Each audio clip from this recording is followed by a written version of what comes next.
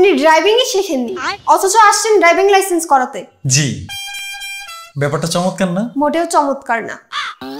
আপনাকে আমি driving licence কেন দিব? কারণ আমি নিতে চাচ্ছি। মামার বাড়ির আবদার নাকি যে চাইলেই দেওয়া যাবে? না, মামার বাড়ির আবদার না, নানার বাড়ির আবদার। মানে আমি চাচ্ছিলাম আপনি যদি আমাকে ড্রাইভিং লাইসেন্সটা দেন, তাহলে আমি সারা বাংলাদেশ আমার নিজের গাড়িটি একটু ঘুরে বেড়াতাম। আমার আবার ঘোরাঘুরির অনেক শখ, ট্যুরিস্ট প্রকৃতির মানুষ আমি। আমার ঘোরাঘুরি করতে খুব ভালো লাগে। আপনার ভালো লাগে না? লাইসেন্স করাতে গেলে তো পরীক্ষা দিতে হবে। পরীক্ষা দিতে হবে? সেটা আপনি দিতে পারবেন? পরীক্ষা তো দিতে পারবো না। তো কিভাবে হবে? কিভাবে হবে? আরে আজব লোক তো আপনি। পরীক্ষা দিতে পারবেন না, লাইসেন্স হবে কিভাবে? আমি চাচ্ছিলাম কি, ড্রাইভিং লাইসেন্সটা যদি টেস্ট ছাড়াই কোনো রকম ভাবে দিয়ে দেয়া যায়, তাহলে সেভাবেই আর কি নিতে যাচ্ছিলাম। কোনোভাবে দিয়ে দেওয়া যায়? কিভাবে দিব? সবকিছুরই তো একটা নিয়ম কানুন আছে নাকি? জি, সবকিছুর তো একটা নিয়ম কানুন থাকবেই, কিন্তু যে জিনিসের নিয়ম আছে সেই নিয়মটা আবার ভাঙারও একটা নিয়ম আছে। নিয়ম কিন্তু বানানোই হয় নিয়মকে ভাঙার জন্য। যদি কোনো সিস্টেমে একটু ব্যবস্থাটা করে দেওয়া যেত, তাহলে সেই সিস্টেমেই আমি একটু সিস্টেম করতাম আর। আপনি কি আমাকে কোনোভাবে ঘুষ দিতে চাচ্ছেন? জি, ঘুষ দিতে চাচ্ছি।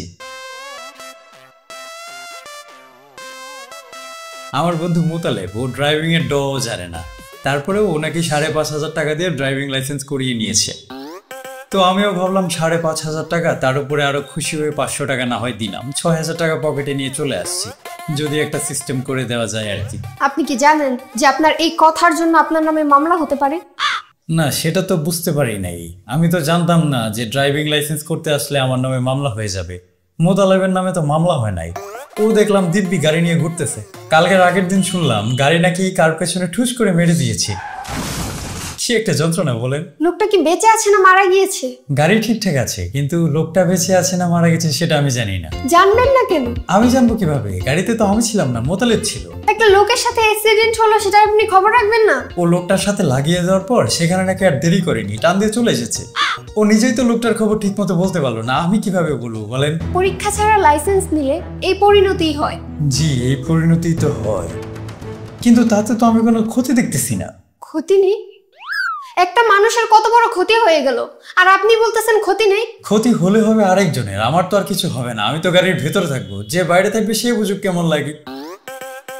এখানে তো আমার আর কিছু করার নাই। আপনাকে এখন আমার পুলিশে দিতে ইচ্ছে করছে, তার সাথে আপনার বন্ধু মোতালেবকেও পুলিশে দিতে ইচ্ছে করছে। হ্যাঁ, আপনি মোতালেবকে পুলিশে দেন। মোতালেবকে পুলিশে দিলে খুব মজা হবে। ওর গাড়িটা পড়ে থাকবে, সেটা আমি চালাবো। কিন্তু আমাকে পুলিশে দিয়েন না, আমাকে পুলিশে দিলে অনেক বড় ক্ষতি হয়ে যাবে। আপনাকে পুলিশে দিলে কি ক্ষতি হবে? আমি বাড়িতে 3টা বিড়াল পালি, তো ওদেরকে খেতে দেওয়ার কেউ নাই। আমি ওদের খেতে দিই। আমি যদি জেলের ভেতরে থাকি, ওদেরকে কে খেতে দিবে? তখন ওরা মেয়াও মেয়াও করবে। আপনি তো ওদের খেতে দিবেন না। আপনি কি এখানে লাইসেন্স করাতে এসেছেন নাকি আমার সাথে মশকরা করতে এসেছেন? আপনার তো বিয়ে হয় নাই, তাই না? কি বললেন আপনি? বললাম যে আপনার তো বিয়ে হয় নাই, তাই না? আপনার সাহস তো কম না? আমি শুধু জিজ্ঞেস করছি যে আপনার বিয়ে হয়েছে কিনা। আমি তো আপনাকে বিয়ে করতে চাইনি। আপনি রাগ করতেছেন কেন? আপনাকে এক্ষুনি আমি পুলিশে দেব। 1 মিনিট দাঁড়ান। না না, পুলিশে ফোন করার দরকার নেই, আপনি রাগ করবেন না। আগে আপনার নানার বাড়ির এলাকা থেকে আসছি। আমার নানুর বাড়ির এলাকা থেকে আসছেন? জি, আমার বাড়ি আপনার নানার বাড়ির এলাকায়। শুনলাম ইদানিং নাকি সবাই আপনার জন্য পাত্র খুঁজতেছে। তো আপনার নানা বললো, আমিও তো দেখতে শুনতে খারাপ না, ভালো একটা ব্যবসা করি। আপনার সাথে আমার একটা বিয়ের কথাবার্তা হতে পারে কিনা, এই জন্যই আমাকে এসে পাঠাইছে আপনাকে দেখতে। এখন পারিবারিকভাবে কথা আগালে সেটা তো পরের বিষয়, আগে আমার তো আপনাকে দেখতে হবে। এই জন্য সোজা আপনার অফিসে চলে আসছি। এসে কি বলবো সেটাই বুঝতেছিলাম না।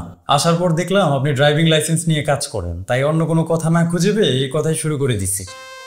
আর তাছাড়া আপনি মানুষ হিসেবে কেমন, আপনি সৎ নাকি অসৎ, ঘুষ টুস একটু খান কি খান না সেটা বোঝার জন্য একটু ঘুষ অফার করছি। আপনার সততায় আমি মুগ্ধ। 5,500, তার উপরে 500, 6,000 টাকার লোভ আপনি 1 সেকেন্ডের মধ্যে সামলে ফেলেছেন। যা বুঝলাম আপনি খুবই সৎ। হ্যাঁ, আর আপনি পাগল। আপনার কেন মনে হয় যে আমি পাগল? আমি যদি আপনার নানার কথায় আপনাকে বিয়ে করি, তাহলে তো আপনি আমার সহধর্মিণী হবেন। একজন নারী যখন একজন পুরুষকে বিয়ে করে, তখন পুরুষটা সৎ নাকি অসৎ, ঘুষ খায় কি খায় না, তার ইনকাম কত, সবকিছু দেখেই তো তাকে বিয়ে করে। তাহলে যেহেতু আমি আপনাকে বিয়ে করব, আপনি সৎ নাকি অসৎ, ঘুষ খান নাকি খান না, সেটা আমাকে যাচাই বাছাই করতে হবে না? আচ্ছা, আপনার বেতন কত? আমি আপনাকে বিয়ে করব না। আপনি আর এইখানে কথা বাড়াবেন না, আপনি এবার আসুন। জি জি, বুঝতে পারছি। আসলে আমি কথাবার্তা আপনার সাথে ঠিকভাবে শুরু করতে পারি নাই, যার কারণে আপনার কাছে মনে হচ্ছে যে আমি এমন। আমি কিন্তু আসলে এমন না, আমি বাস্তবে অন্যরকমই। এই যে আপনার সাথে যেমন পাগলের মতো আমি এতক্ষণ কথা বললাম, আমি কিন্তু এরকম পাগল না, আমি সুস্থ। পাগল হননি, অনেক উপকার করেছেন। এবার আসুন।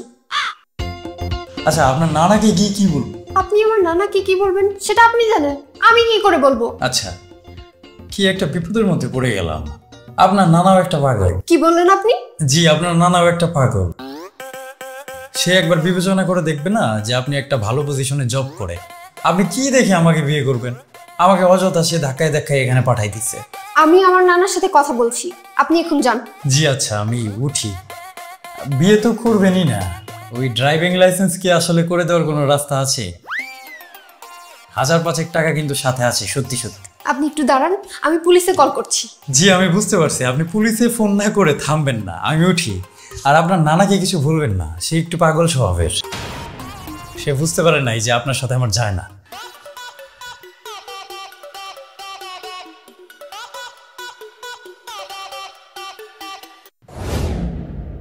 হ্যালো নানা ভাই, এটা তুমি কাকে পাঠাইছো?